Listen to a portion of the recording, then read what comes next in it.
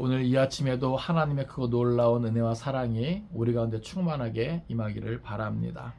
오늘 함께 나눌 말씀의 제목은 그리스도의 명령입니다. 한번 따라서 합시다. 그리스도의 명령. 그리스도의 명령. 예. 우리가 이제 앞에 살펴본 1절부터 8절까지가 계시록 전체에 있어서 머릿말 부분에 해당한다면 이제 오늘 본문부터는 본론부에 이제 해당합니다. 대개 본론부는 크게 세 부분으로 나누는데 먼저 본것, 이것은 이제 1장 9절에서 20절까지 기록하고요. 또 지금 있는 일, 이것은 이제 2장 3장, 그리고 장차 될 일, 이것은 이제 4장 1절부터 22장 5절까지 이렇게 구분합니다. 그러니까 이게 딱 맞다 이건 아니고요. 여러 가지로 이제 말할 수 있는데 이제 보편적으로 본론부를 이렇게 구분하고 있습니다. 이제 오늘 본문은 이제 본론부 중에서도 본 것에 이제 해당하는 부분이 됩니다. 특별히 이제 환상 중에 나타나신 그리스도의 신비한 면모와 또 계시 기록 명령에 대해서 우리에게 보여주고 있는 것이죠. 이것은 이제 요한계시록이 인간인 요한 자신의 상상력의 산물이 아니라 철저하게 그리스도의 계시로 기록된 것임을 밝혀서 신적 기원과 또 권위를 갖고 있음을 강조하는데 그 의미가 있다 할 수 있습니다. 그러니까 이것은 인간에서 생각으로 지어낸 상상력으로 지어낸 그런 내용이 아니라고 하는 거죠. 철저하게 계시로 주어진 것이고 여기에는 그에 합당한 신적 권위가 있다. 이것을 우리에게 이제 보여주는 거죠. 그러니까 엄밀히 말하면 1장 전체가 도입부와 같은 거예요. 그래서 이 앞으로 이제 나올 모든 내용이 요한 한 사람의 어떤 생각이나 상상력이 아니라는 것. 철저하게 하나님의 계시로 주어진 것이고 여기에는 우리가 믿고 따라야 할 그런 신적 권위가 부여되어 있다. 이것을 강조하고 있는 것이죠. 이제 말씀을 통해서 우리가 그것을 한전한전 살펴볼 때 오늘도 우리 가운데 특별한 하나님의 은혜가 있기를 간절히 바랍니다. 먼저 우리 9절 말씀 보겠습니다. 여기 9절부터 12절까지는 반모섬에서 이제 성령에 감동된 사도 요한의 모습을 이렇게 보여주는데요. 자, 우리 9절 말씀 먼저 보겠습니다. 시작. 나 요한은 너희 형제요 예수의 환난과 나라와 참음에 동참하는 자라. 하나님의 말씀과 예수를 증언하였으므로 반모라하는 섬에 있었더니. 아멘. 여기 보면 일단은 자기 자신에 대해서 이제 설명을 합니다. 나 요한은 너희 형제요 예수의 환난과 나라와 참음에 동참하는 자라. 여기 형제라고 하는 것은 예수 그리스도로 말미암아 새롭게 구성된 하나님의 이제 권속의 이제 그런 표현이죠.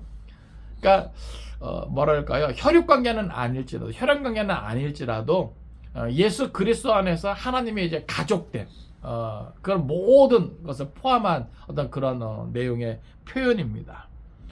왜 이렇게 표현하고 있는가? 여기 보면 예수의 환난과 나라와 참음에 동참하는 자라. 여기 동참하는 자라고 하는 것은 함께 받는 거예요. 그러니까 나 요한은 너희와 함께 받는 거다. 여기서 말하는 너희는 누구를 가리켰습니까? 이 편지의 수신자들이죠. 그러니까 1차적으로는 그 초대교회에 흩어져 있는 많은 교회들, 더 나아가서 7교회를 말하는 것인데 그 이상의 모든 성도들을 의미하는 것이죠. 그러니까 함께 받는 거예요. 형제들은 무엇을 함께 받습니까? 여기 보면 예수의 환난 그리고 나라 참음, 이것은 서로 밀접한 관련이 있는 것이죠. 그래서 여기 보면은 예수의 그 환난을 오래 참고 견디는 자에게 주어지는 것이 뭐예요? 바로 하나님의 나라라고 하는 것입니다. 그러니까 그 당시요 많은 사람들이 이렇게 요한과 더불어서 함께 이 모든 일에 동참하는 자들이 있었겠고요. 또 반면에 뭐예요? 이것에 동참하지 못한 자도 있었겠죠. 너무나 힘들고 괴롭고 그 고난을 견디지 못하여 떠나가는 자도 있는 거예요. 그러니까 배교하는 자들이 있었던 것이죠. 그러니까 그런 것들을 생각하면서 지금 요한은 그러나 자기는 뭐예요?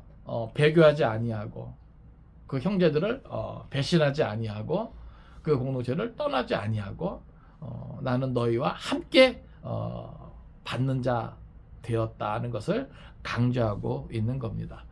그러니까 오늘 우리도요, 예수 그리스도 안에서 저 천국을 소망 가운데 바라본다면 우리가 예수와 더불어서 주어지는 모든 환난을 뭐예요? 참고 견딜 줄 알아야 됩니다. 내가 신앙의 양심을 지키는 것 때문에 어떻게 보면 이 세상에 살 때 어려움을 당할 수 있는 거거든요. 특히 사업하는 경우에 많은 갈등이 있을 거예요. 왜 나는 남들처럼 저렇게 약삭빠르게 남을 속이고 등쳐먹고 그래서 더 많은 이익을 챙길 수 있잖아요.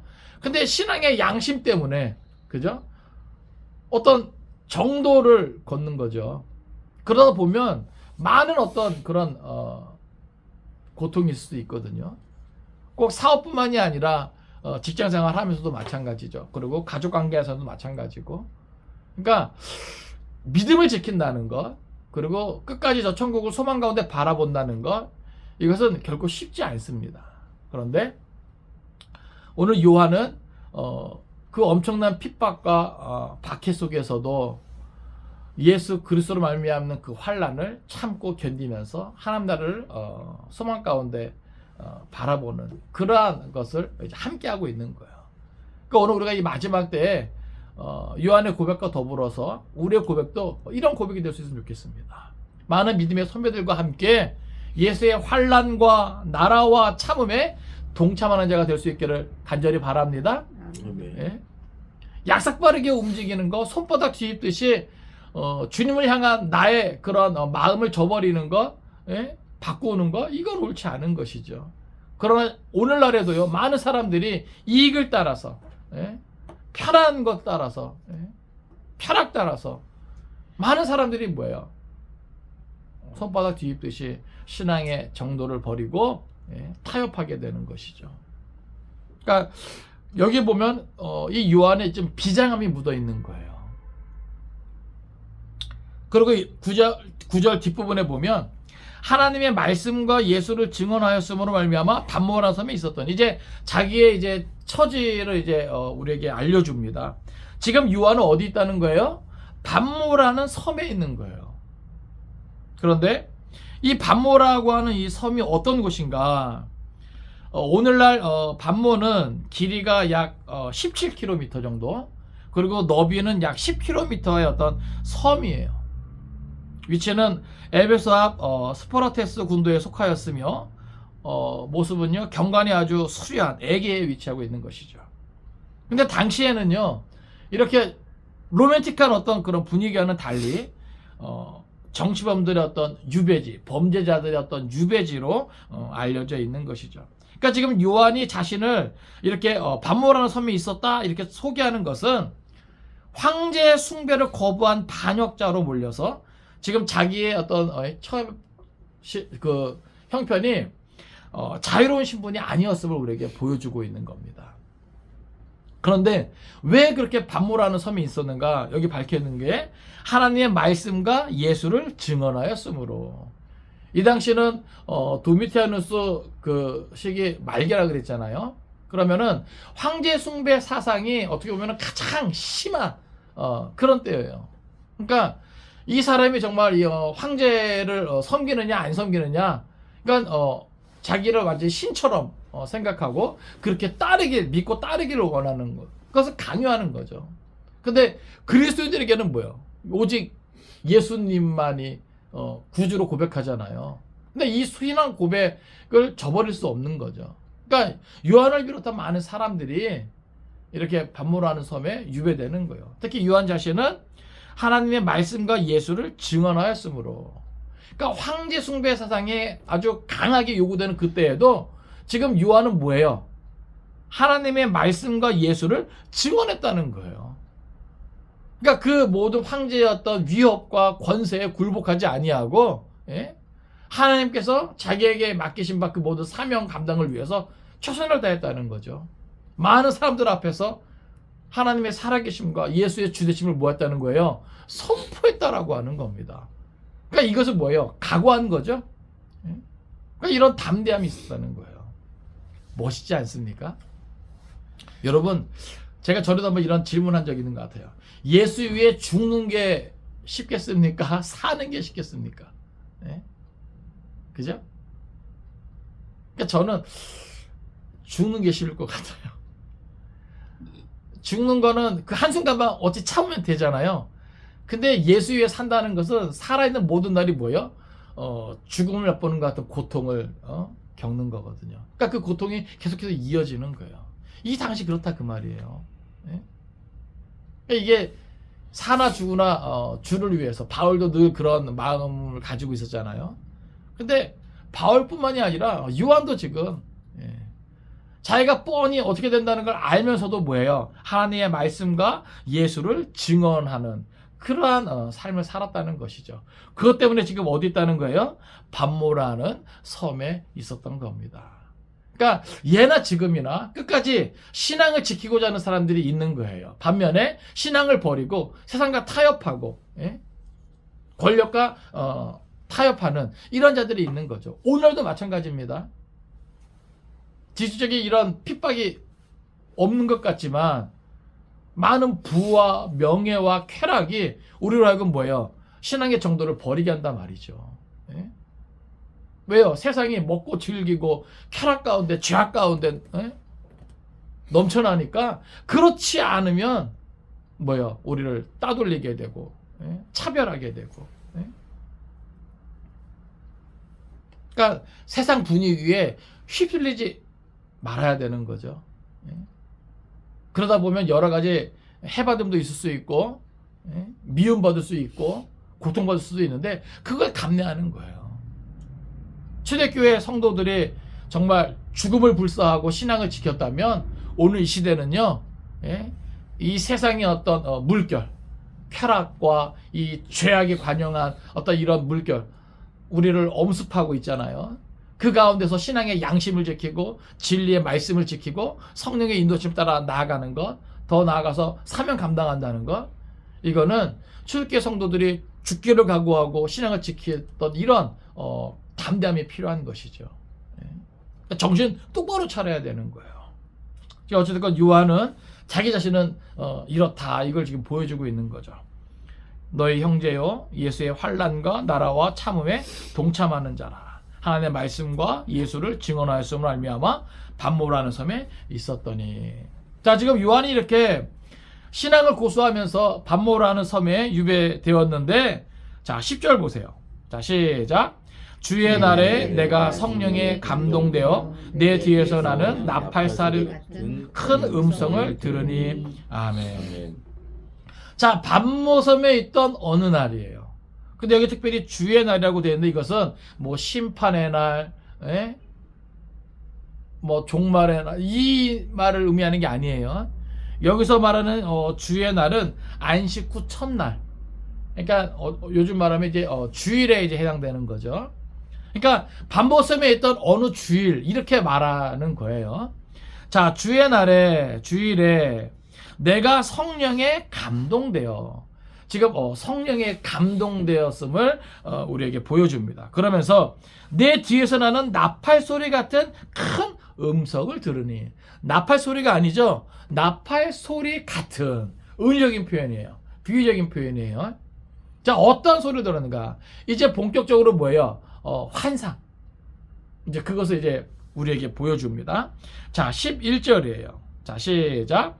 이르되 내가 보는 것을 두루마리에 써서 에베소, 서머나, 버가모, 두아디라, 사데, 빌라델비아, 라오디게아 등 7 교회에 보내라 하시기로. 아멘. 자, 지금 요한이 반모라는 섬에 있었을 때 어느 주일날 성령에 감동되어 자기 뒤에서 나는 나팔 소리 같은 큰 음성을 듣는 거예요.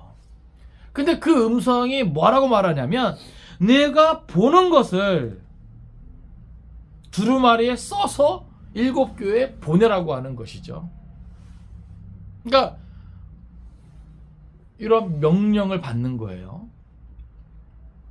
특별히 여기 보면 내가 보는 것을 이제 이 본 것에 대해서 이제 이야기하는 겁니다.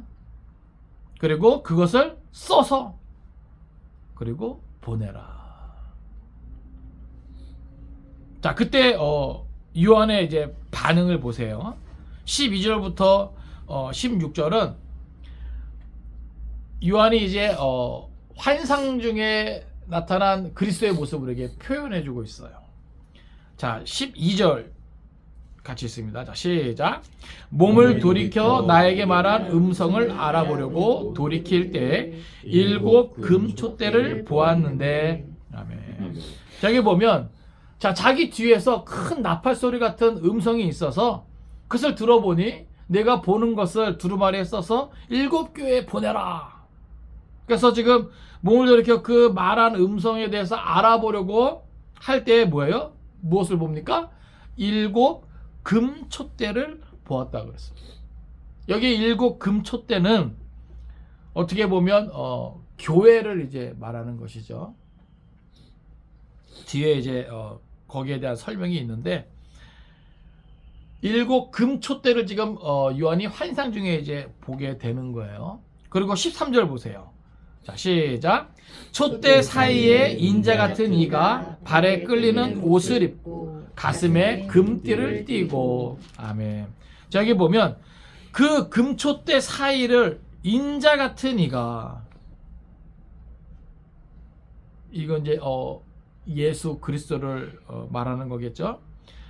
촛대 사이에 인자 같은 이가 발에 끌리는 옷을 입고, 여기에 발에 끌리는 옷은 그 당시 이제 제사장이 입는 의복이나 아니면은 왕이 입는 어떤 의복을 말하는데, 특별히 여기 7 금촛대라고 하는 것은 성소 안에 있는 것을 말하는 것이기 때문에 여기는 이제 제사장의 어떤 의복을 강조하고 있는 표현이다, 이렇게 많은 이들이 봅니다. 그래서 예수님께서 제사장과 같은 어떤 이런 역할로 다니시는 것을 보여요.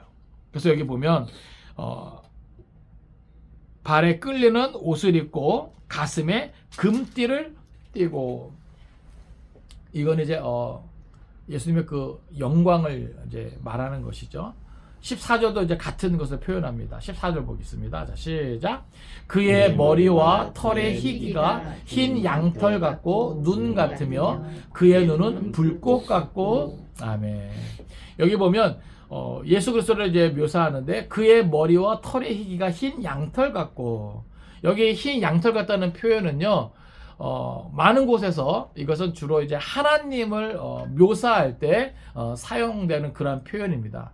그러니까 다시 말해서 뭐예요? 지금 예수 그리스도를 하나님으로 지금 묘사하고 있는 것이죠. 그리고 그의 눈은 불꽃 같고, 이것은 신적인 통찰력을 표현하고 있는 것을 말합니다. 그래서 여기 13절에서 14절에 보여주는 것을 보면 촛대 사이에 인자 같은 이가 발에 끌리는 옷을 입고 가슴에 금띠를 띠고 그의 머리와 털의 희기가 흰 양털 같고 눈 같으며 그의 눈은 불꽃 같고, 그러니까 이 자체가 뭐냐면 금촛대 사이를 다니시는 예수 그리스도를 묘사하는데 마치 그분은 뭐예요? 하나님과 같은 분이다. 그리고 불꽃 같고 신적인 통찰을 가지고 모든 것을 다 아시는 어떤 신적인 능력을 우리에게 보여주고 있는 거예요. 자, 그리고 15절입니다. 자, 시작. 그의 발은 풀무불에 단련한 빛난 주석 같고 그의 음성은 많은 물소리와 같으며, 자, 16절까지 있습니다. 시작. 그의 오른손에 7 별이 있고 그의 입에서 좌우의 날선 검이 나오고 그 얼굴은 해가 힘있게 비치는 것 같더라. 아멘. 지금 계속해서 표현하고 있는 것은 풀무불에 단련한 빛난 주석과, 이것은 뭐예요?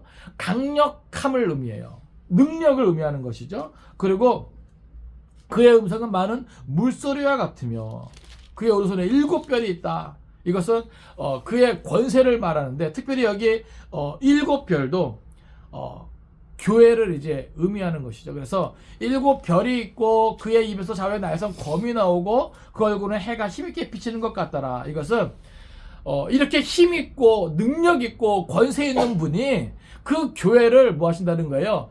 지키신다는 거예요. 보호하신다는 거예요. 그러니까 지금 이 초대교회 상황은요, 교회가 뭐예요? 마치 뭐랄까 벼랑 끝에 서 있는 것 같은 그런 상황이거든요. 그런데 요한은 환상 중에 뭘 보냐면 자기 뒤에서 큰 나팔 소리 같은 음성이 들려요. 그리고 명령을 받습니다. 그래서 그 음성에 대해서 알아보려고 돌아봤을 때 뭐예요?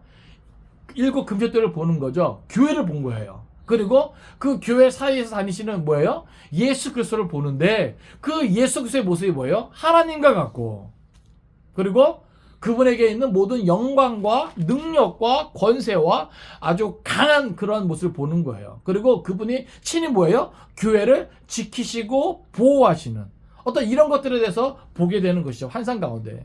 그러니까 교회가 위태롭고 큰 핍박과 환난 가운데 있지만 누가 함께 하신다? 예수 그리스도가 함께 하신다. 그분이 교회를 지키시고 보호하신다. 할렐루야. 예? 그러니까 요한은 지금 뭐예요? 그것을 보는 거예요. 자, 17절부터는 이제 그것에 대한 요한의 이제 반응이 나와요. 같이 있습니다. 17절. 자, 시작. 내가 볼 때 그의 발 앞에 엎드려져 죽은 자 같이 되매 그가 오른손을 내게 얹고 이르시되 두려워하지 말라. 나는 처음이요 마지막이니. 아멘. 자, 이제 요한이 그런 것을 뭐예요? 환상으로 볼 때, 여러분 보세요. 하나님을 본 자가 살 수 있습니까? 없죠. 그러니까 그런 어떤 신적인 두려움을 갖게 되는 거예요. 그래서 여기 보면 그의 발 앞에 엎드려져, 이것은 뭐 하나님을 경배하는 어떤 예배자의 모습이 아닙니다. 아시겠어요? 그 예수 그리스도의 모습을 보는데 그 모습이 하나님과 같고 그 모든 영광과 권세와 그 능력을 보았을 때 아, 나는 죽었구나라고 하는 그런 두려움에 사로잡히게 되는 거예요. 그 표현이죠. 그래서 그의 발 앞에 엎드러지는 겁니다. 그랬을 때 그가 오른손을 내게 얹고 이르시되 두려워하지 말라. 나는 처음이요 마지막이니. 자, 그리스도께서 요한에게 말씀하시는 겁니다. 두려워하지 말라. 지금 요한이 두려워하고 있는 것을 보신 것이죠. 그러면서 당신을 언급하시는데 나는 처음이요 마지막이니. 우리가 앞에서 하나님의 자기 선언, 그죠? 처음이요 마지막이니 이렇게 표현하는데 지금 예수님께서 뭐예요? 친히 당신을 똑같이 처음이요 마지막이니 이렇게 표현하고 있는 거죠. 이게 무슨 말이냐면 하나님과 동등하심을 선언하고 있는 거예요. 네? 이해되십니까? 지금 요한이 두려워 떨고 있는데 그렇게 두려워 떨고 있는 요한에게 두려워하지 말라 말씀하시는 분이 누구라는 거예요? 하나님과 같은 분이라는 거예요. 하나님과 동등하신 분이라는 거예요. 여러분, 그 자체가 뭐예요? 그 모든 두려움을 떠나보낼 수 있는 것이죠. 예? 여러분 보세요. 하나님과 같은 분이 나와 함께 하시고 내게 있는 모든 두려움을 몰아내 줄 수 있는 겁니다. 할렐루야. 예. 그 믿음 자체가 우리에게는 모든 두려움을 없애고도 남는다는 것이죠. 예. 오늘 저와 여러분의 그러한 은혜가 있기를 바랍니다. 여러분, 하나님의 살아계심을 믿으시기 바랍니다. 우리 주 예수 그리스도 안에서, 주의 성령 안에서, 진리의 말씀 안에서 그 하나님이 언제나 우리와 함께 하심을 믿으시기 바랍니다. 아멘. 예수님 친히 말씀하셨잖아요. 세상 끝날까지 내가 너희와 함께 하리라. 할렐루야. 아멘. 세상이 우리를 위협합니다. 그렇죠? 우리를 공격합니다. 우리를 힘들게 하고 괴롭게 해요. 우리는 어떻게 보면 두려워 떨 수밖에 없는 존재죠. 우린 연약하니까, 나약하니까. 그런데 지금 요한이 환상 가운데 보는 그 하나님을 여러분 말씀을 통해서 우리가 볼 수 있기를 바랍니다. 바라봐야 돼요. 예? 그리고 그분께서 우리에게 말씀하신 것을 들어야 돼요. 뭐예요? 두려워하지 말라. 두려워하지 말라. 그분이 우리에게 두려워하지 말라면 우리는 두려워하지 않을 수 있는 거예요. 예? 그렇게 말씀하시는 분의 그 권세가, 그 능력이, 그 영광이 무엇임을 우리가 알아야 하는 것이죠. 예? 그러니까 우리는 그런 존재예요. 그런 분의 보호를 받는 거예요. 예? 그런 분의 은혜를 입고 사는 겁니다. 우리 신분이 그래요. 우리 신분이. 예? 계속해서 이제 예수님이 말씀하시는 거예요. 18절입니다. 자, 시작. 곧 살아있는 자라 내가 전에 죽었었노라. 볼지어다 이제 세세토록 살아있어 사망과 음부의 열쇠를 가졌노니. 아멘. 자, 지금 요한이 본 그분이 누구인가 보다 더 이제 구체적으로 설명하는데, 살아있는 자라. 내가 전에 죽었었노라. 여기 전에 죽었었노라는 뭐 말하겠어요? 십자가의 그 죽으심을 말하는 거죠. 그러니까 예수 그리스도였음을 뭐예요? 본인이 선언하시는 거예요. 볼지어다 이제 세세토록 살아있어. 사망과 음부의 열쇠를 가졌노니. 그러니까 보세요. 지금 요한이 우리에게 묘사해주고 있는 그리스도의 모습은요, 초림 예수의 모습하고는 확연히 다르죠. 십자가 위해서 죽기 위해서 이 땅에 오실 때는요, 철저하게 뭐예요? 자기 비하. 예? 하나님과 동등됨으로 여기지 아니하시고 철저하게 뭐예요? 자기를 낮추면서 완전한 죄인의 모습으로 자기를 십자가에 못 박게 되는 이러한 예수님의 모습이었거든요. 그런데 지금은요, 이제는 뭐예요? 부활하시고 승천하셔서 하나님 보좌 우편에 앉으시고, 이제는 하나님의 어떤 그런 모든 신적 권세를 회복하시고, 더 나아가서 사망과 음부의 열쇠를 가졌다. 이 모든 것을 주관하시는 분이 되셨다는 거예요. 이해되십니까? 예? 그러니까 초림 예수의 그런 모습이 아니라 나약하고, 예? 힘이 없어 보이고 철저하게 자기를 낮추는 어떤 이런 모습이 아니라, 이제는 그 모든 영광과 능력을 그리고 권세를 다 가지신 완전한 하나님, 또 심판주, 이 어떤 모습을 우리에게 보여주는 것이죠. 그러니까 그분이 이제 명령하는 거예요. 19절입니다. 자, 시작. 그러므로 내가 본 것과 지금 있는 일과 장차 될 일을 기록하라. 아멘. 아멘. 되게 이제 많은 사람들이 바로 이 1장 19절을 근거로 이 요한계시록은 어떤 책이냐, 요한이 본 것과 지금 있는 일과 장차 될 일을 기록한 책이다, 이렇게 이제 구분하는 거예요. 예, 그래서 서론부, 그 다음에 이제 끝인사, 이걸 제외하고 본론부의 주된 내용은 이렇게 본 것, 지금 있는 일, 그리고 장차 될 일. 근데 이제 가장 많은 분량이 뭐예요? 장차 될 일에 대한 어떤 분량이죠. 물론 장차 될 일에 대한 어떤 그런 분량에서도요, 이게 막 시간을 초월합니다. 과거, 현재, 미래가 막 왔다 갔다 해요. 근데 어찌됐건 결국 장차 될 일에 대한 이 부분이 가장 많이 차지하고 있다. 그러니까 지금 이것을 기록하라 명령하시는 분이 누구라고요? 7 금초대 사이를 다니시면서 그 모든 영광과 존귀와 능력과 권세를 가지신 분으로서 전에 십자가에 달려 죽으셨다가 부활하시고 승천하셔서 하나님 보좌 우편에 앉아 계시고, 그 모든 것들을 다스리시며 심판주로 오실 예수 그리스도께서 명령하시는 것이다. 그러니까 결국 이 요한계시록은 요한 한 사람의 어떤 개인적인 어떤 생각이나 상상력에 의한 기록이 아니라 철저하게 예수 그리스도의 계시로, 그 명령으로 기록된 책이다. 이것을 뭐예요? 밝히는 거예요. 자, 20절입니다. 자, 시작.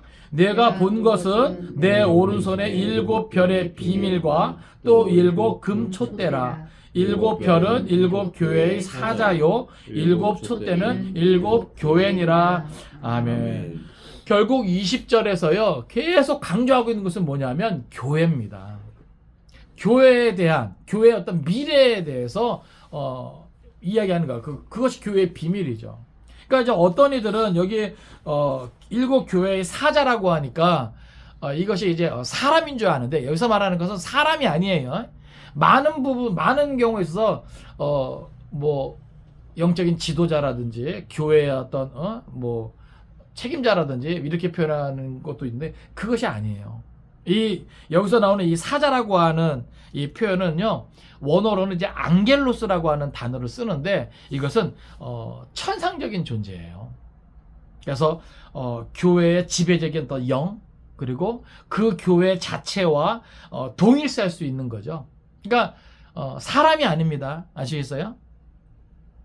그러니까 계속해서 이제 요한계시록은 그렇게 말할 수 있죠. 공동체적으로 우리 자체가 뭐예요? 교회잖아요. 그쵸? 그러니까 우리 안에 있는 전체, 그래서 우리 안에 흐르는 어떤 영, 어떤 그 이상의 어떤 것을 말하는 거예요. 그러니까는 결국 뭐 교회 그 자체를 말한다고 생각하면 될 것 같습니다. 그래서 교회의 어떤 지배적인 정신을 의인화한 거예요. 이 일곱 교회의 사자라는 표현이. 그러니까 이것은 결국은 뭐예요? 교회라는 걸 계속 뭐예요? 중복해서 강조되고 있는 거죠. 20절은. 그러니까 내가 본 것은 뭐냐 하면 내 오른손에 일곱 별의 비밀과, 이것은 교회의 비밀이죠. 예? 교회가 가지고 있는 비밀이에요. 하나님의 어떤 구속사에서 교회가 가지고 있는 그 비밀입니다. 또 일곱 금초대라, 이것이 교회죠. 또 일곱 별은 일곱 교회의 사자요, 이것은 교회를 말하는 거예요. 또 일곱 촛대는 일곱 교회니라. 결국 뭐예요? 교회를 말하는데 앞에서 제가 서론적인 부분을 언급할 때 일곱 교회는 뭘 말한다 그랬어요? 진짜 그 당시에 존재했던 일곱 교회가 있었지만 그 교회만을 말하는 게 아니에요. 아시겠어요? 1차적으로는 그 일곱 개뿐만 아니라 그 당시 초대교회 1세기에 있던 그 모든 교회들 말하는 것이고, 더 나아가서 뭐예요? 앞으로 모든 세대에 오게 될 교회를 다 포함하고 있는 거예요. 그러니까 요한계시록에서 가장 중요한 것은 뭐냐면 먼저는 예수 그리스도입니다. 아시겠어요? 그리고 그 다음에 뭐예요? 교회예요. 그러니까 여러분, 우리가 교회를 깨달아야 돼요. 교회를 깨달아야 돼. 그러니까 교회는 눈에 보이는 이런 건물이 아니에요. 예? 시스템이 아니에요. 오늘날 많은 목회자들이 교회를 시스템으로 생각해. 시스템으로. 예? 프로그램으로. 그래서 교회를 유지하고 더 성장시키기 위해서 어떠한 시스템을 갖춰야 되는가, 어떤 프로그램들이 있어야 되는가.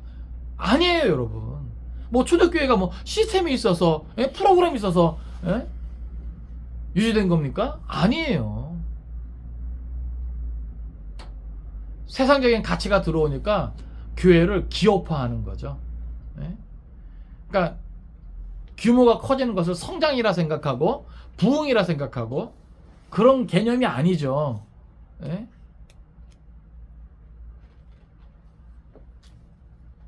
결국 우리는 이 요한계시를 통해서 예수 그리스도를 더 깊이 경험할 수 있어야 되겠고, 또 오늘날 우리가 교회에 몸담고 우리 스스로 이제 교회가 되지만 교회의 비밀을 깨달아 알아야 되는 거예요. 그래서 교회를 지켜야 됩니다. 할렐루야.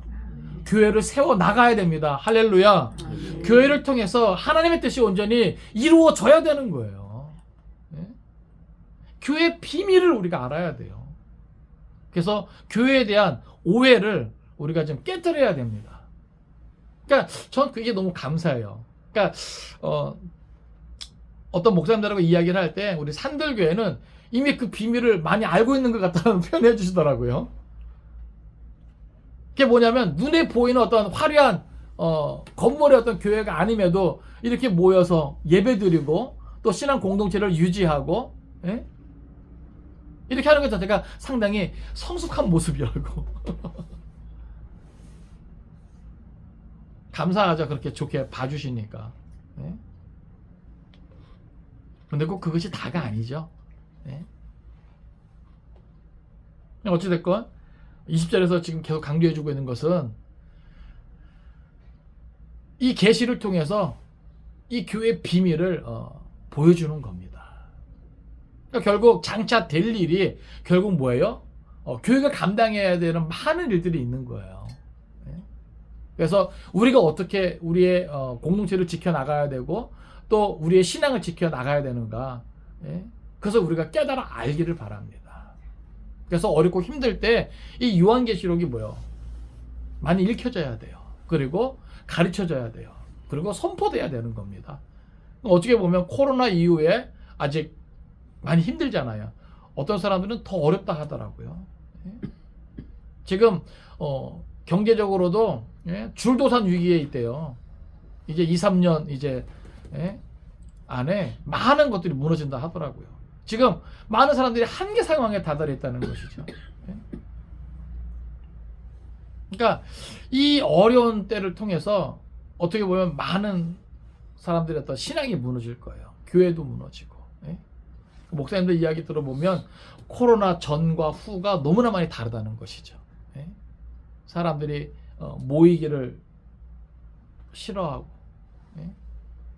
전에는 그래도 뭔가 충성된 일꾼과 같은 모습들이 많았다면 이제는 그것조차도 버거워하고 싫어한다는 것이죠. 그러니까 많은 모습들이 뭐예요? 점점 그 중심이 교회에서 멀어져 가는 어떤 이런, 그러니까 마음이 식어지는 거죠. 주를 향한, 또 주님 운된 교회를 향한, 예? 그런 사랑이 이제 식어지는 거예요. 그만큼 뭐예요? 자기들의 삶의 어떤 문제가 심각하기 때문이죠. 예? 그러니까 하나님 중심에서, 교회 중심에서 이제 뭐예요? 철저하게 다 자기 중심으로. 예? 그러니까 많은 부분이 지금 무너져 가고 있는 거예요. 그러니까 이럴 때일수록 더 모이게 힘써야 되겠고, 말씀 중심의 어떤 신앙생활. 그래서 정말로 하나님께서 우리에게 원하시는 것이 무엇인가, 그리고 이 교회를 향한 그 비밀이 무엇인가, 우리는 더 깊이 알아야 되겠습니다. 이제 저는 오늘 말씀을 통해서 크게 두 가지만 좀 더 언급하기 원합니다. 첫째는 그리스도의 환난과 고난에 동참하는 것은 성도에게 있어서 명예로운 훈장이다라고 하는 거예요. 여러분, 그리스도의 남은 고난에 동참합시다. 이것이 교회에 주어지는 어떻게 보면 비밀 가운데 하나예요. 여러분, 그리스도의 남은 고난을 누가 채울 수 있습니까? 세상이요? 교회 밖에서요? 아니요. 그리스도의 남은 고난은 교회가 감당해야 되는 겁니다. 그래서 우리가 교회잖아요, 우리 자체가. 그런데 우리가 이 고난을 외면하면 돼요, 안 돼요? 안 돼요. 그건 우리에게 있는 사명입니다. 자, 우리 성경 찾아보겠습니다. 마태복음 5장 11절 12절.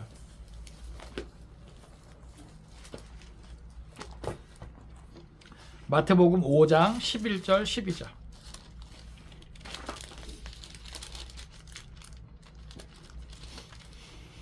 같이 읽습니다. 자, 시작. 나로 말미암아 너희를 욕하고 박해하고 거짓으로 너희를 거슬러 모든 악한 말을 할 때에는 너희에게 복이 있나니 기뻐하고 즐거워하라. 하늘에서 너희의 상이 큼이라. 너희 전에 있던 선지자들도 이같이 박해하였느니라. 아멘. 이게 이제 팔복 이제 마지막 부분에 같이 이제 이어서 언급되고 있는 거거든요. 나로 말미암아 너희를 욕하고 박해하고 거짓으로 너희를 거슬려 모든 악한 말을 할 때에는 너희에게 복이 있나니. 초대교회 많은 성도들은, 교회는 이런 것들을 실제로 겪었죠. 오늘날도 꼭 그렇게 심한 정도는 아니지만 일터에서 또는 가정에서 또 모든 사람의 관계 속에서 이런 일들이 이제 종종 있습니다. 그리고 앞으로 주의 다시 오심이 가까이 오면 올수록 종말의 때 우리가 겪게 되는 일일 수도 있다는 것을 우리가 기억하기 원합니다. 그러니까 지금도 내가 그리스도인이고 내가 복음 전도자고 이것들을 밝히면서 하나님께서 허락하신 자리에서 내게 있는 일을 감당하는 거 사실은 부담될 때가 있지 않겠습니까? 왜 부담을 느껴요? 많은 사람들의 시선이 있고 또 손가락질이 있고 따돌림이 있고 불편함이 있고, 예? 그러니까 그런 것들은 굳이 그런 표현 하잖아요. 굳이? 굳이, 예? 그죠? 근데 거기서부터 시작되는 거예요, 여러분. 나 편하고자 내가 그리스도인 것을 밝히지 않는다? 앞으로는요, 그게 더 심해질 거라고요. 내가 살기 위해서 그리스도인 것을 밝히지 않게 된단 말이에요. 요한이 살았던 이 시대는요, 많은 사람들에게 붙잡아 놓고 물어보는 거죠. 황제 숭배를 강요하는 거예요. 근데 살려면 어떻게 해야 돼요? 황제를 숭배해야 되는 거예요. 그 앞에 엎드려야 되는 거예요. 근데 요한을 비롯한 많은 유배자들은, 순교자들은 어떻게 했다는 거예요? 굴복하지 않았다는 거죠. 편하게 사는 것을 포기했다는 거예요. 근데 보세요. 직장 내에서, 가정 내에서, 모든 사람의 관계 속에서 나 좀 편하게 살겠다고, 그죠? 내가 그리스도인 것을 굳이? 이런 마음들이 쌓이잖아요. 그럼 정말 나중에 핍박의 때, 종말의 때 목숨을 걸어야 되는 그때는요, 당연히 뭐 하겠어요? 예수 부인하게 되는 거예요. 조금 불편한 것도 감당하지 못하는데 죽음 앞에서 신앙을 지키고자 몸부림치겠습니까? 쉽지 않은 거죠. 그죠? 그러니까 우리는 매일의 삶이, 그쵸? 신앙 훈련이라고 생각하세요. 내가 좀 불편한 거? 그래서 저는 일부러 일할 때 처음 만나는 사람들에게서 제 신분을 밝혀요. 내가 이렇게 아이들 가르치고 있지만 내가 목사입니다. 나는 그리스도인입니다. 근데 여러분, 그들이 불편해할 것 같죠? 감사하게도 더 좋아하더라고요. 믿는 자들뿐만이 아니라 믿지 않는 자들도 그게 감사하더라고요. 그러니까 혹시 여러분들이 모르겠어요. 이전까지는 어떻게 했는지 모르겠지만 조그만 어떤 불편함 때문에, 그죠? 굳이라는 어떤 마음이 많았다면 앞으로 살아가게 될 모든 시간들 속에서 또 만나게 될 모든 사람들 앞에서 여러분들이 그 불편함을 각오하고 내가 그리스도인을 밝혀야 될 때 밝힐 수 있기를 바랍니다. 그것을 하나의 훈련으로 여러분들 생각하세요. 정말 종말의 때 주의 다시 오심이 가까웠을 때 이 세상이 어떻게 바뀔지 몰라요. 그 두 번째 기회에 책을 볼 때도 순식간에 바뀌잖아요, 세상이. 그쵸? 예? 그러니까 앞으로의 세상이, 우리가 살아갈 세상이 어떻게 바뀔지 몰라요. 종교적인 탄압이 어떤 모양으로 우리에게 다가올지 모른다고요. 그렇기 때문에 평소에 여러분들이 어떠한 존재인가를 밝힐 수 있기를 바랍니다. 그리고 그게 밝히는 게 왜 중요하냐면, 그러면요, 내가 말을 좀 조심하게 돼요. 내가 그리스도인인데, 내가 그리스도인인데, 그 그리스도인의 명예 때문이라도 내가 진실할 수 있고, 내가 좀 더 성실할 수 있고, 내가 좀 더 책임감 있게, 혹 분노를 바라더라도, 아시겠어요? 적당한 선에서 온유한 저처럼 적당한 분량의 적당한 방법으로 분노를 바랄 수 있는 거죠. 그런데 내가 목사인 걸 감추고 그리스도인을 그걸 감추면 똑같이 감정이 올라올 때 뭐예요? 확 쏟아 부어도 별 가책을 못 느끼는, 이렇게 될 수 있는, 이것이 되잖아요. 그러니까 어떻게 보면 좀 불편하게 살고자 좀 각오해 보자고요. 그걸 하나의 신앙의 어떤 훈련으로 삼고. 그래서 그리스도의 환난과 고난에 동참하는 것, 지금은 물리적인 어떤 핍박은 없어요. 그러나 내 생활의 편리함을 조금 포기한다, 이러한 자세로 그리스도의 고난에 동참합시다. 예? 우리 성경 하나 더 볼게요. 에베소서 3장 13절입니다. 에베소서 3장 13절.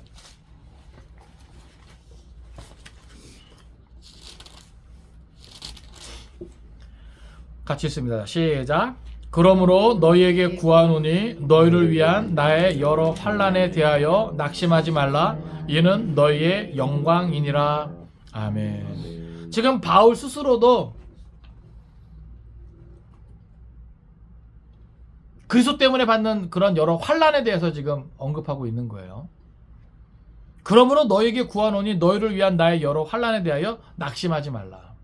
많은 사람들이 어려움을 당하면 일단 낙심이 되죠. 뭐든지 잘 돼야 돼요. 그러니까 오늘날 이 기복신앙이 교회 안에 이제 들어오면서, 세상의 가치가 들어오면서 많은 사람들이 이제 착각하는 것 중에 하나가, 예수 믿으면 뭐든지 잘 돼야 돼요. 대학은 다 붙어야 되고, 취직은 다 좋은 데 돼야 되고, 시집장가도 잘 가야 되고, 사업하면 다 성공해야 되고, 그죠? 그래야 복인 줄 알아요. 물론 복일 수도 있겠죠. 그런데 고난에 대해서, 환난에 대해서 우리가 생각을 바로 가져야 됩니다. 아시겠어요? 내가 올바른 신앙과 도보를 받는 그 모든 것은요, 우리에게 복이 되는 거예요. 영광이 되는 겁니다. 할렐루야. 여러분, 그걸 깨달으시기 바랍니다. 예? 주님의 뜻을 요리조리 피해가면서, 외면하면서 세상에서 잘 나가면 뭐 할 거예요? 나중에 그것이 우리의 영광이 되겠습니까? 주님 앞에서? 그거 누가 인정해 준대요? 뭐 하나라도 갖고 갈 수 있습니까? 주님 앞에? 그죠? 아니에요, 여러분. 착각하지 말자고요. 신앙의 양심을 지키면서 예? 맡겨진 사명 감당하면서 착하게 살면서 좀 불편해지고 좀 어려워지고 좀 애매해지고 예? 좀 힘들어지는 것 그것 때문에 우리 낙심하지 말자고요. 예? 신앙생활이 뭔가 편하게 살기 위해서 신앙생활하는 거 아닙니다. 내가 잘 먹고 잘 살기 위해서 신앙생활하는 거 아니에요. 이 기록된 말씀이 진리이고 모든 것은 진리의 말씀대로 하나님의 뜻대로 되어질 것이기에 우리가 그 안에서 그것을 바라보며 살아가는 것이죠. 예? 우리 주님 반드시 다시 오신다니까요. 이 세상에 끝날이 있다니까요. 그러면 그렇게 되기까지 과정이 있어요. 그럼 결국 과정 중에 뭐예요? 교회는 고난받을 수밖에 없다는 것이에요. 편한 것만 추구하고 세상에서 좋아하는 것만 추구한다면 우리는 그것을 감당할 수 없단 말입니다. 아시겠어요? 그러니까 오늘날 마귀의 전략이 바뀌었다잖아요. 예? 요즘 교회는 너무나 편한 거 좋아한다. 예? 물질을 좋아한다. 예? 돈을 좋아한다. 그러니까 돈 주고 편하게 해주면요, 말씀이고 뭐고 다 그냥 변질시켜도 예? 다 괜찮다는 거예요. 여기에 많이 무너지는 것이죠. 예? 종말을 얘기하고 재림을 얘기하고 고난을 얘기하면 듣기 싫다는 거죠. 예? 여러분 제가 여러분들 뭐라고 하는 게 아니잖아요. 그렇죠? 저는 저부터 일단은 온전한 그리스도 되는 게 제 비전이니까 하나님의 말씀을 바로 깨닫고 그 안에서 제 신앙을 바로 세워나가는 게 일단은 목표니까. 그리고 하나님께서 허락하신 성도들을 또 그 가운데 바로 세워나가는 게 제 사명이니까.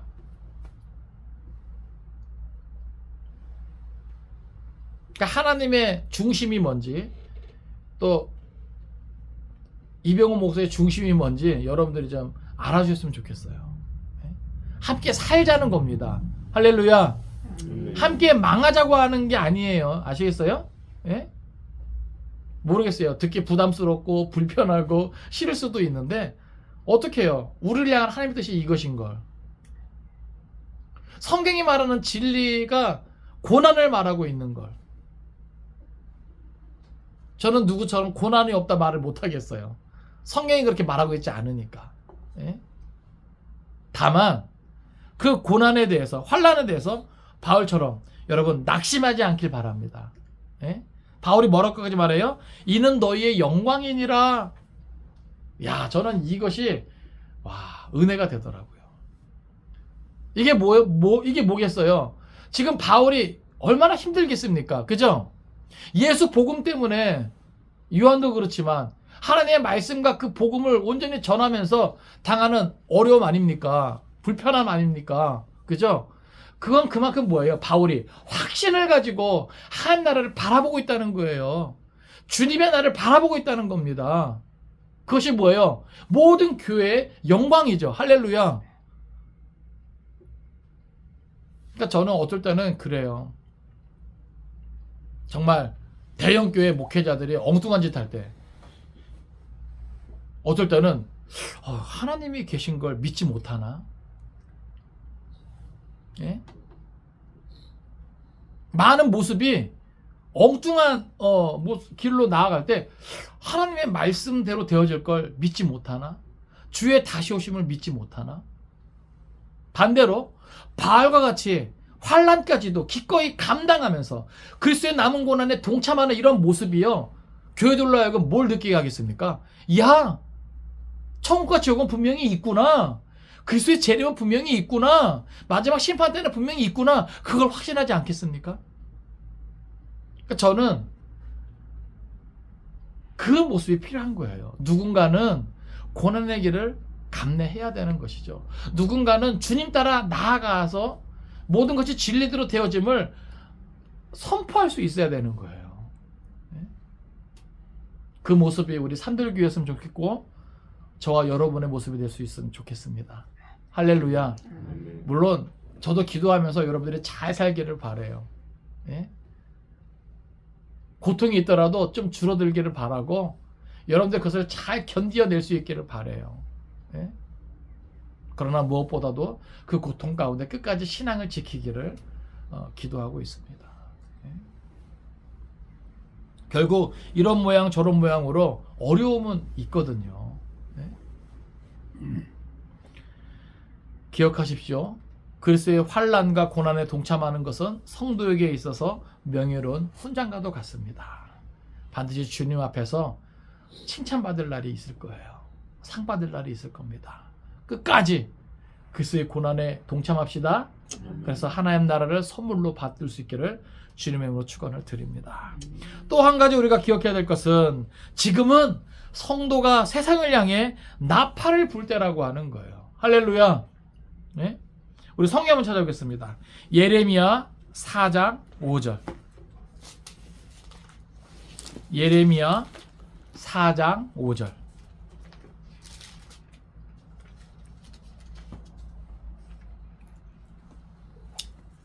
예레미야 4장 5절. 예, 같이 읽겠습니다. 예레미야, 예레미야 애가 말고 그 앞에. 예레미야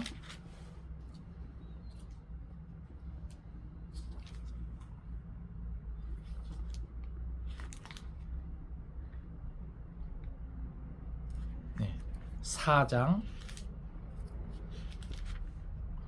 5절. 같이 읽겠습니다. 자, 시작.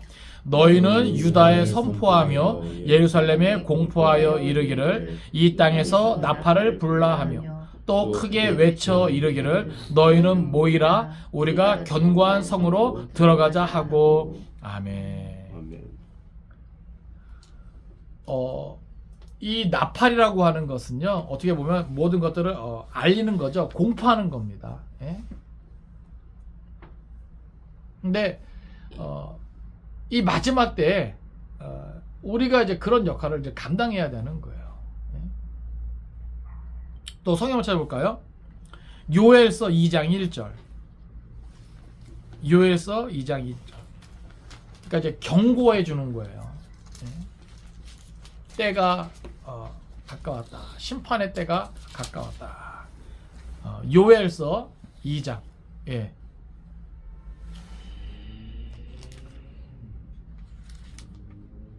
요엘서, 예. 호세아 뒤쪽으로 보시면 됩니다. 예. 요엘서 2장 1절 같이 했습니다. 자, 시작. 시온에서 나팔을 불며 나의 거룩한 산에서 경고의 소리를 질러 이 땅 주민들로 다 떨게 할지니 이는 여호와의 날이 이르게 됨이니라. 이제 임박하였으니. 아멘. 그러니까 교회는요, 이것이 교회의 비밀이죠. 교회는요, 어떤 역할을 해야 되냐면 이 세상을 향해서 나팔을 불어서 경고를 하는 역할을 해야 되는 거예요. 그러니까 나팔을 불라니까 뭐 진짜 뭐 뿌뿌 이게 아니죠. 예? 1차적으로는 우리가 목소리를 내야 되는 거죠. 또 우리가 실질적인 뭐예요? 삶으로 나팔을 불어야 되는 겁니다. 경고의 소리. 그래서 우리가 진짜 우리의 삶 자체가, 보세요 여러분, 신앙과 삶이 따로따로가 아니에요. 우리의 삶 자체가, 우리의 말과 행동 자체가 모든 것은 기록된 말씀대로 되어지는구나를 보여줘야 되는 거예요. 그래서 그것을 경고하는 거예요. 근데 우리가 말씀과 상관없이, 신앙과 상관없이 똑같이 악한 길로 가고 죄를 짓고 세상 쾌락을 즐기고 그러면 야, 성경이 말하는 게 다 거짓인가 보다, 이게 되는 거잖아요. 그죠? 그래서 우리가 더 잘 살아야 되는 거예요. 예? 지금 이렇게 구약에서는 나팔을 불라 이렇게 표현하고 있지만 신약에서는 뭐라고 표현해요? 우리 구약 한 군데 더 쳤습니다. 이사야서 60장 1절. 이사야 60장 1절. 그래서 교회 모습이 중요해요. 마지막 때 교회가 어떤 모습을, 그 자체가 메시지거든요. 그러니까 우리의 존재 자체가 메시지가 되어야 됩니다. 그러니까 내가 존재하는 방식이 메시지예요. 마지막 때 우리가 그걸 알아야 돼요. 이사야 60장 1절. 예. 이사야 60장 1절. 예, 같이 읽습니다. 이사야 60장 1절. 자, 시작. 일어나라 빛을 발하라. 이는 내 빛이 이르렀고 여호와의 영광이 내 위에 임하였음이니라. 아멘. 자, 여기는 보세요. 나팔을 부는 그것을 어떻게 보면 여기는 뭐예요? 일어나 빛을 발하는. 그러니까 일어나 빛을 발하는 것 자체가 뭐예요? 이 나팔을 부는 것과 같은 그러한 모습이에요. 그러니까 우리를 드러내야 되는 거예요. 여러분, 빛은 드러날 수밖에 없죠. 감출 수 있습니까? 없어요. 특히 죄악에 관영한 세상, 점점 더 어두워져 가는 이때 우리 존재 자체가 예수 그리스도를 안에 모시고 그분의 말씀을 따라 성령의 인도하심을 따라 나아가는 그런 삶의 모습 자체가 뭐예요? 빛된 삶이에요. 아시겠습니까? 그러니까 내가 건강하게 잘 사는 모습 자체가 뭐예요? 나팔을 부는 것이고 일어나 빛을 발하는 모습이라 이 말입니다. 그러니까 교회가 교회 되는 것, 성도가 성도 되는 것, 목회자가 목회자 되는 것, 이것이 뭐예요? 가장 큰 메시지예요. 마지막 때는 강력한 메시지예요. 교회가 세상 따라가면 안 됩니다. 세상 같이 따라 나가면 안 돼요. 예수 그리스도를 따라 나아가야 되는 겁니다. 진리의 말씀 따라 성령 따라 나아가야 되는 거예요. 그 자체가 강력한 메시지가 되는 겁니다. 그래서 우리가 헷갈리면 안 돼요. 예? 신약에서는 뭐라고 말하냐면 에베소서 5장 8절.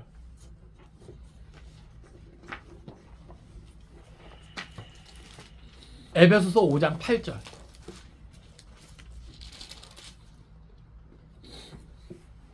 같이 읽습니다. 자, 시작. 너희가 전에는 어둠이더니 이제는 주 안에서 빛이라. 빛의 자녀들처럼 행하라. 아멘. 지금 보세요. 빛의 자녀들처럼 행하는 것이 뭐예요? 일어나 빛을 발하는 것이고 구약의 표현대로 뭐 하는 거예요? 나팔을 부는 거예요. 할렐루야. 저들에게 경고하는 겁니다. 예?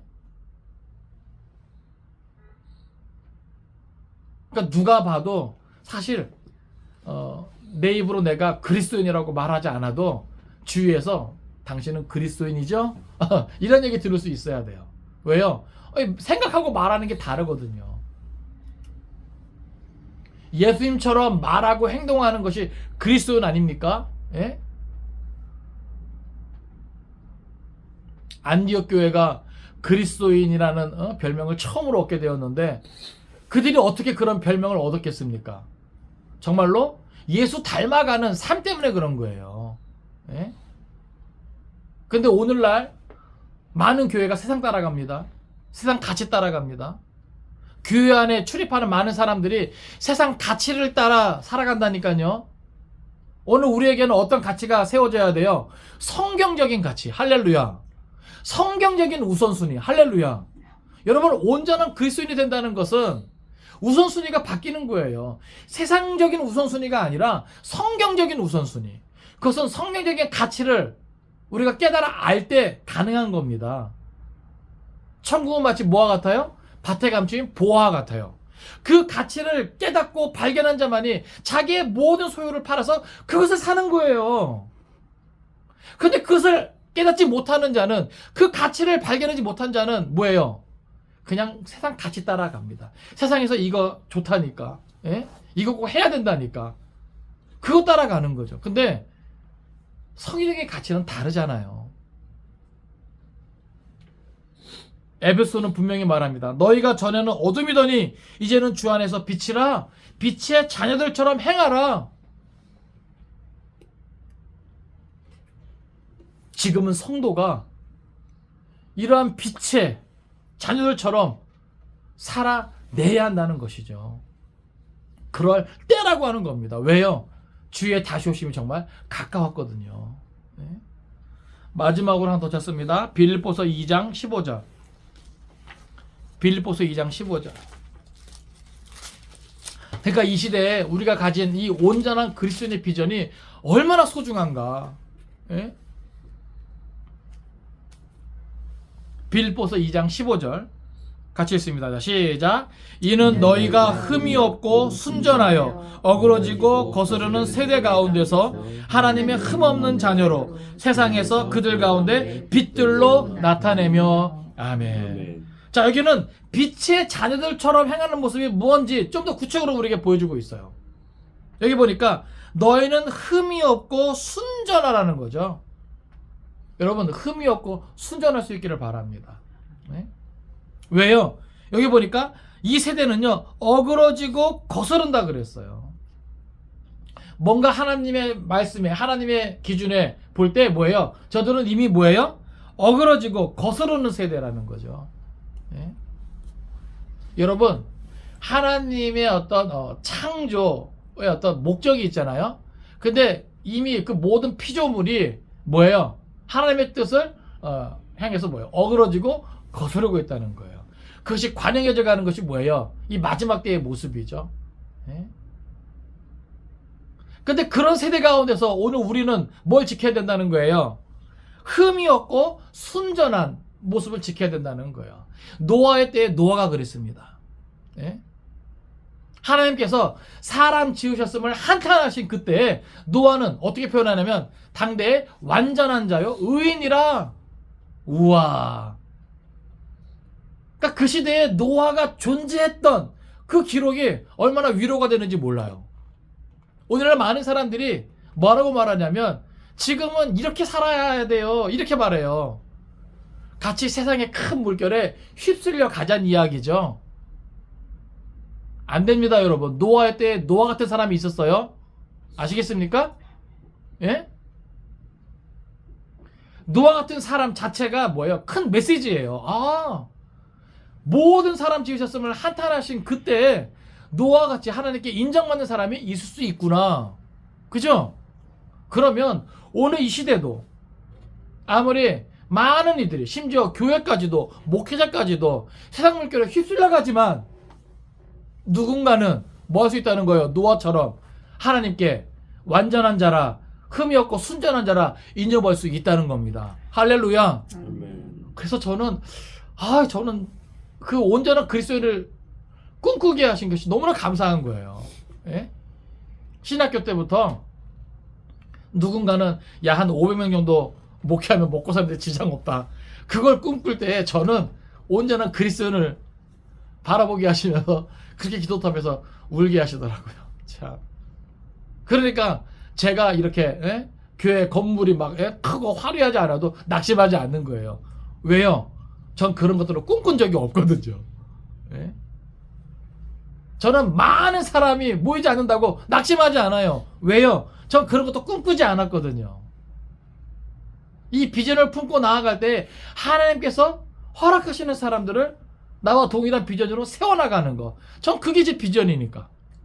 수가 많으나 적으나, 교회가 크나 작으나 그것과 상관없이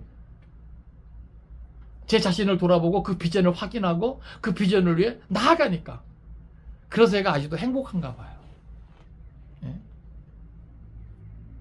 여러분의 담임 목사는 행복합니다. 예? 행복하게 살고 있어요. 예? 그러니까 저는 계속해서 이 마음이 흔들리지 않도록, 이 비전이 흔들리지 않도록, 헷갈리지 않도록, 그래서 계속해서 말씀을 가까이 하고 하나님 앞에 무릎 꿇고 머리 숙이고 몸부림치는 거예요. 한순간에 훅 갈 수 있거든요. 예? 나의 삶이 다하는 그날까지. 예? 그러니까 여러분도 저와 함께 이 비전을 마음에 품었으면 좋겠어요. 예? 여러분의 삶 가운데 물론 은행 잔고도 넉넉하고 삶 속에서도 어려움 없고 그럼 얼마나 좋겠어요. 그러나 혹 그것은 다 채워지지 않는다 할지라도 여러분들이 온전한 그리스도의 비전만 가지고 있으면 저처럼 행복할 수 있습니다. 할렐루야. 아멘. 예? 그러한 어떤 신앙의 중심을 잡자고요. 예? 하나님께서도 우리에게 요구하시는 것은 너 은행 잔고 얼마까지 만들어라. 너 집 평수 얼마까지, 자동차 CC는 얼마까지, 그 목표 달성해라. 이렇게 말씀하지 않아요. 아시겠어요? 빛의 자녀들처럼 행하라. 흠이 없고 순전하여라. 예? 이런 요구를 하시는 것이지. 예? 우리가 하나님의 요구를 바로 깨달아야 됩니다. 하나님은요 절대적으로 세상에서 너 성공해야 된다 이렇게 우리에게 요구하신 적이 없다니까요.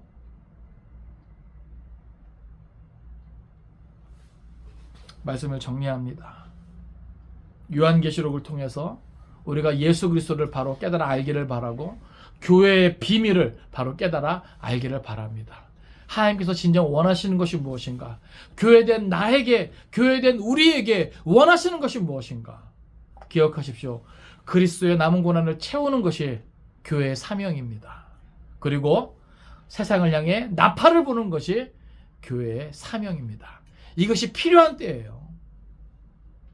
그 나팔은 일어나 빛을 발하는 겁니다.